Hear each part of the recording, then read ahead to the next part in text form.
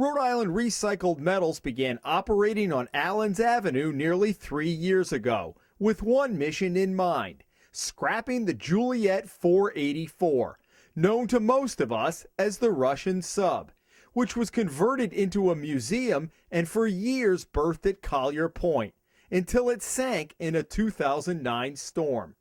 Rhode Island Recycled Metals received permits from the Coastal Resources Management Council and the Department of Environmental Management to scrap the sub. And then the activity changed. The activity became an on-the-shore recycling, car crushing, and scrap operation, in addition to the ship, the scrapping of the sub. That transformation caught the attention of Jonathan Stone, executive director of the environmental group Save the Bay.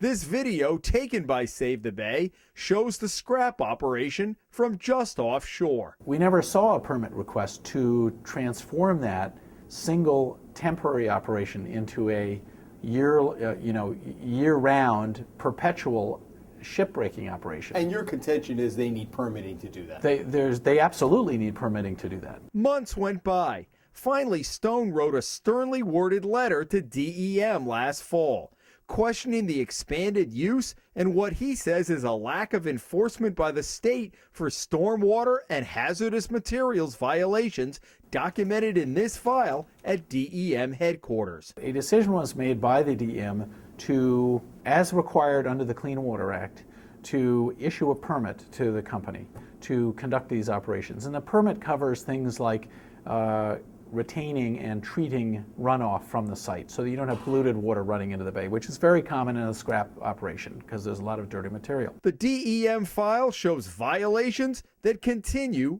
uncorrected. While the agency people at the CRMC were asserting that the company had permits, that was really a stretch of the truth. That the company sought a permit for one narrowly defined activity, and then the permit was amended to the point where they were being allowed to do something completely different than what was originally proposed. In fact, the company has been cited not only by DEM, but by the U.S. Coast Guard, which found an oil spill from the Russian sub after it was moved downriver to be dismantled. And Stone says the process has been less than transparent. There's never been an opportunity for any public entity, Save the Bay, other agencies, other businesses along the waterfront to have an insight into what's being asked of the company. That's never happened, and I think that's part of the flaw here, is that it should have happened. A Hummel report review of the DEM file shows inspectors visiting Rhode Island Recycled Metals almost once a month last summer and fall to see what kind of progress the company had made after DEM issued notices of violation. Inspectors repeatedly found the company had not fixed some of the problems. But the company continues to operate, and Stone says pollutants are still making their way into the Providence River. I think the agency is in a difficult position in a certain sense, and that is that the company itself sought permission to conduct an activity, and based on what they asked permission for, it sounded reasonable that DEM allow it to proceed. Suddenly, and very quickly, and when I mean suddenly, literally over a period of months, the operation changed very dramatically. DEM declined our request for an on-camera interview, saying it is still investigating the issue, instead providing us a copy of a letter from Director Janet Coit to Save the Bay, basically saying that it's still investigating. And the agency has given the company another month to formalize improvements of and corrections to its operation. If we look at that letter, if there something had been done, if anything, to get you off their back, they would say, well, Mr. Stone and Save the Bay, we've done this, and this. You know, we can't. That letter to me says we're still talking to them. Right. It's very explicit. That's exactly what the letter says. Stone says the state is allowing the company to put the cart before the horse. The way I put it from the company's perspective is, if you want to open a bar or a liquor store, you don't open the liquor store and then seek permission. You get permission and then you open the liquor store. Here we are almost 3 years later, 2 years since the complaint that DM received, according to the director's letter, and there haven't been any enforcement provisions or actions that we're aware of. Rhode Island Recycled Metals General Manager Edward Sciaba Jr. in November sent DEM a detailed list of improvements the company plans to make. Nearly a year and a half after DEM issued a notice of intent to enforce for pollution discharge violations.